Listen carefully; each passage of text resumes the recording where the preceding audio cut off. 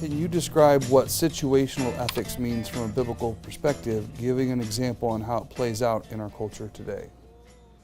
Okay, situation ethics. That phrase arose, I think, in the 70s.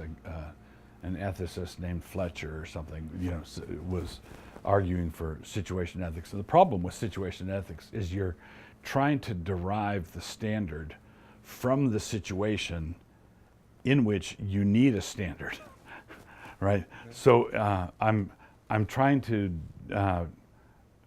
figure out what to do from a confusing situation that tells me I don't know what to do.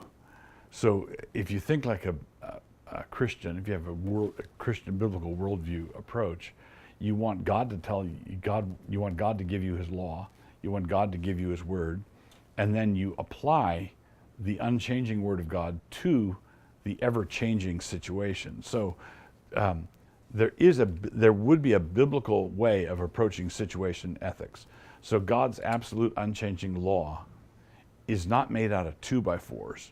It's flexible. God expects us.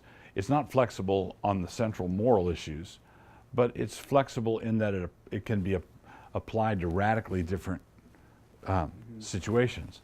I just object to trying to derive the ethic from the situation instead of learning the ethic for the situation.